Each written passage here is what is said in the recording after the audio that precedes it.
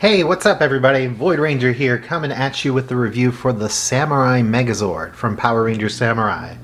Now, this is the Bandai of America version, which by this point in the franchise's history was pretty standard to have remolds of the Japanese versions, to have less features but a more affordable price point for American parents and children that the show was directed towards. So this is different than the deluxe one from Japan, which is also known as ShinkenOh, and you're probably already familiar with that. But this is a cool looking Megazord design wise, but it is missing a few things from the Japanese counterpart. So we're going to look at it and, just kind of go over those things. So starting out, you have the bear, and then the lion, and then the ape, the dragon, and the turtle. These were called the folding Zords in America, which is kind of funny considering they don't fold very much in their toy form, but in the show they were based on origami, folded paper. So they had two different modes they could go into, obviously the Zords, and then they could fold into emblems, which you saw in the American version of the show, but these can't do that. So expect me to mention the emblem mode a few times, because it is relevant. But let's go ahead and take a look at these a little bit closer. So let's start with the Bear Zord. This is the Green Ranger Zord. It's a very simple toy. It doesn't have any articulation or anything to speak of. I mean, as far as toy shape goes and everything, it looks alright. It's definitely lacking paint. It's very simple. There's lots of features here as far as like texturing, where, paint would normally be placed if this wasn't essentially a budget item. I mean, it kind of is what it is there. You can't really avoid that. There's some nice metallic gold right here, which does help it look better in Megazord form, but there's no real articulation or notable paint apps. I mean, you really look at it and you see what it is. The only articulation really is here. The mouth does open, and he doesn't even move his legs. Like, they fold up, but that's transformation, and I can't really. I guess you can make him do a bear hug. Rawr, I'm coming at you. I'm coming at the camera for not focusing. So, but he's simple. He doesn't do anything. So next up is the lion. Kind of the same idea. Missing paint, but probably. Like this emblem here, I don't know if it's just my eyes or not, but it is metallic, kind of like the gold is. Maybe not metallic, I would say it's sparkly. It has some sparkle in it. He's fabulous. Some details worked into the side, some texturing almost, but whoops, and he falls. That is a feature. It's a feature, not a bug. He's got his emblem here for when he's in his Megazord formation, which is metallic gold as well, but he doesn't have any articulation. That can move, but again, that's for transformation. And his mouth actually, okay, there we go. I was gonna say it's stuck. I thought it moved, but it opens, so you can, have him bite things or whatever. Then you've got the Blue Ranger Zord, the dragon, or something that's supposed to be a dragon. The head, is probably the most detailed feature of the toy. And he's got a movable mouth just like the others. Got some gold paint here. And the head sculpt is alright. But you can see the emblem, the Blue Ranger's emblem, and it should be blue. But they took the paint out, so it's just black. So there's almost no detail there if you're just looking at it from afar. I mean, you can look up close and, you can see it there, but it doesn't really have the same effect. And while this is the American toy, and I don't want to really compare it too much right now to the Japanese version, it doesn't really unfold the way the dragon did. He looks a little awkward. I guess he gets the job done as a dragon, but only because I feel like you wouldn't really know if you hadn't seen the Japanese one. Now under here is where you store the helmet for the Megazord mode, which is similar to how the Japanese one does it.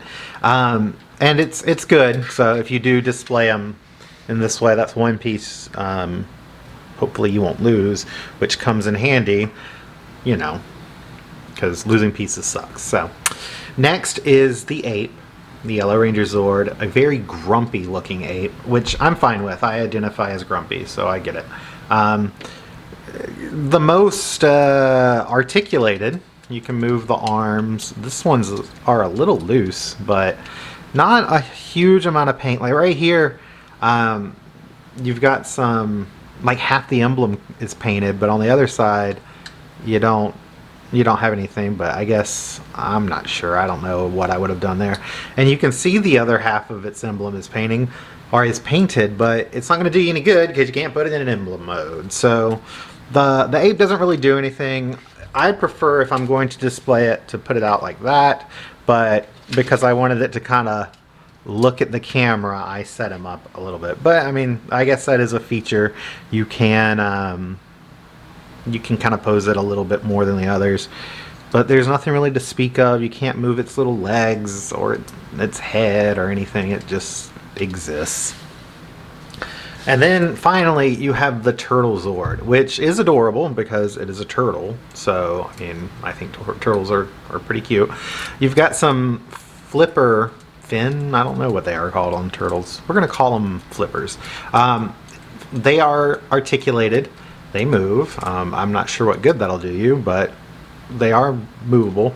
This is probably the closest in terms of its Japanese counterpart, which is nice because its emblem is actually painted, which Red has that too, but I almost wish they had just thrown on the extra 30 cents worth of paint and had it be consistent across each Zord. It just looks weird. I don't know. But unintentionally, this is also the only Zord that can assume its emblem mode. So if you fold those in and then split it open, which is also part of the transformation, you have the closest, or well, the only emblem mode. It's not even close, this is it. But it's only because it has to transform. You have to be able to split it apart and fold in the head. So cool, thanks for 1 out of 5, Bandai, I appreciate it. But it doesn't really do anything special. It's very much a stationary toy. This one does not have a mouth or a jaw or anything. It's just emptiness. So yeah, it can turtle fly because, I mean, obviously, oh god, these do pop off kind of easily, at least on this one. So they snap back in pretty easily as well, but it is it's a little awkward, so just be careful. I imagine they might actually break if you flipped it out too hard. But yeah, that's it. That is the extent of their functionality as toys. In the show and in the Japanese version, you could somewhat, in the show definitely, you could see them stacked in like a totem mode. You can't do that here. I believe it was the artisan version of ShinkenOh that could also do that, but I don't think you can do it with just the normal deluxe one. I don't have the artisan one, and I'm not really keen on trying to stack them on each other, so I'm not going to find out right now, obviously. And this is an American toy review, so we're going to stick with that. But let's go ahead and start transforming them. It's a very simple transformation. Since I've got Turtle here, I'll do that. Basically, you fold in its fins, and then you just rip it in half. And then fold its little head back in right there. There's nothing to cover it or anything. And then you just rotate the handpiece here around, so you get, there's no like actual like fingers or any kind of articulation with that, but you do get the slot for the sword. And the port is right here, so you're done. The ape is also very simple. It's literally just fold its arms up over its head and then kind of snap it together. This one doesn't click well, but I mean, it gets the job done. And speaking of being done, you are done. So next we'll do the lion, just because I want to go in a really weird order today. The parts that are folding, like in the name, I guess you could say this is folding, because you do fold them up and just kind of click them into place. So I guess the folding Zord name isn't completely incorrect for the toy, but there's not a lot of folding action going on here. But we can say this is folding, and you pull that down, and then you take his back legs and fold them in. So he's done for now. We'll come back to him. For the dragon, to remove the helmet here, there's a button right there, and you just push it and it releases. It's not really like a firing off motion, but there's like a little mechanism in here that'll let this go. I do find it's kind of hard to fit it in there. That's what she said. Anyway, but I don't know if it's just because of age or what. This toy I bought secondhand. It is not in the best condition, in my opinion, but it gets the job done. But this is pretty easy. So you just flip this around, connect it, and then fold his head forward, and you're finished. Which is different. I mean, most of these are different than, like, I keep referencing the Japanese one, and it's only because I own it, so I'm a little more familiar with it. And I hate to do that, because this, I want this to stand on its own merit. So it's just different. It's not necessarily worse. We'll go with that. So bear is super easy. You take that nice folding action we just spoke about and fold up its legs into itself, which is cool. Like, it's almost got the emblem mode. It's almost got it. It's so close, but it just can't quite do the job. But then from here, you just fold the head up and you have a leg. So you then take that, and it will not stand without it because of the way it leans. And then you just plug blue in there, and then suddenly you have almost a body. So pink just snaps right on there, and then you take yellow and do the same. And right here is the head. Oh boy, and I'll form the head. This is secretly a Voltron review. So you take the helmet, fold this up, and you just snap it on, and it clicks. And there you have the Samurai Megazord. Now, for all the, well, it's not the Japanese one I was throwing out there. As far as this goes, like, the toy itself doesn't look terrible. It's tiny, it's slim, it's got some proportions.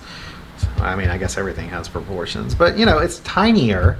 But for a standing shelf piece, it does all right. You can see the gold and the emblem shapes, and then on the belt and the lion, and of course the head, it doesn't look bad on the shelves. It's pretty good for what it is. I do appreciate that they kept the symbols here for each ranger and their, you know, corresponding Zords. I like that the helmet does have the metallic gold paint, so it does look decent. I mean, this is how I displayed it. So, you know, functionally, it does what it's supposed to do. If you want to see the back for some reason, it actually looks fine. Better than some Megazords do without, with their backs. So, it looks alright, you know. Again, it gets the job done. So, he has pretty much 360 degree articulation on his arms. This joint on the turtle holds. It's not loose, but it does not click. So it just, you know, wind up punch, uppercut, Mortal Kombat style. The ape has that nice satisfying Megazord click, and it also rotates. But you can't open its hands or anything. You can't really do anything special with it. The legs do not move, and in fact it comes off if you try to move it, so that's a thing. He does have some weapons, but real quick, because of the lack of emblem mode, you can't do this correctly, but in the show you could see them do this alternate attack mode.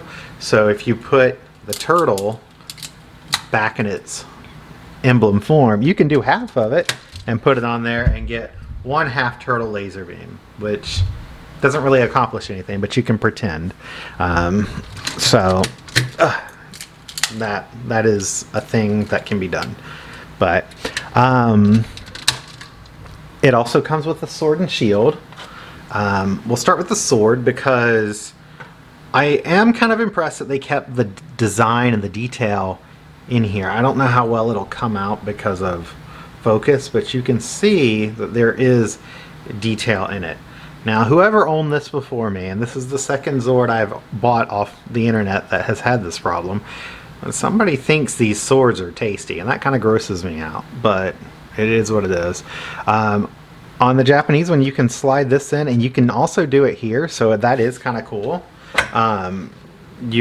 So he can kind of hold his sword that way, or of course you can put it in the turtle. This is the arm I prefer to put it in, but it doesn't go all the way through. So you can see here, like the sword is there, but it's not like it doesn't go through. So the ape, you can also, I believe, if I can get this to go, yeah, you can put it all the way in the ape's hand, so it's a little more accurate as for how you would want to hold a sword.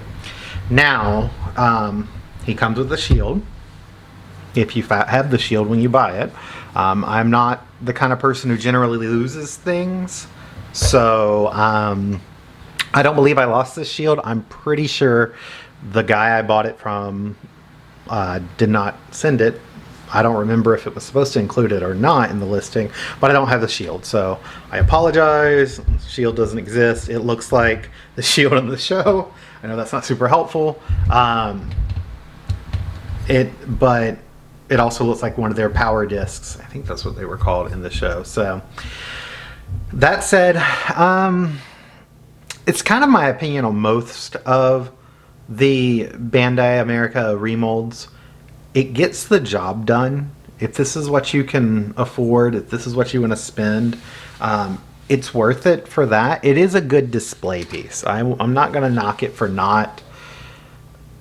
It doesn't look horrible in Megazord mode. That's what I'm trying to say. The individual components leave a bit to be desired. The lack of playability really does take a few dings on the score if I were to score it. But as far as like putting it on the shelf, it represents Samurai. It does a good job. For kids, of course, this is much less expensive than the Japanese one. They're probably not going to care as much. But yeah, if you get it for like 20 or 30 bucks, fine. It's fine. But it is definitely, in my opinion, better to display it as the Megazord, and you know, it serves its purpose. So it until I got the Japanese one, this one served me well to take up some space on that shelf, and I can recommend it if you can get it at a good price. But I would not pay more than what it was at retail, which was $30. Just absolutely not worth a penny more than that. So anyway, thanks for watching this one.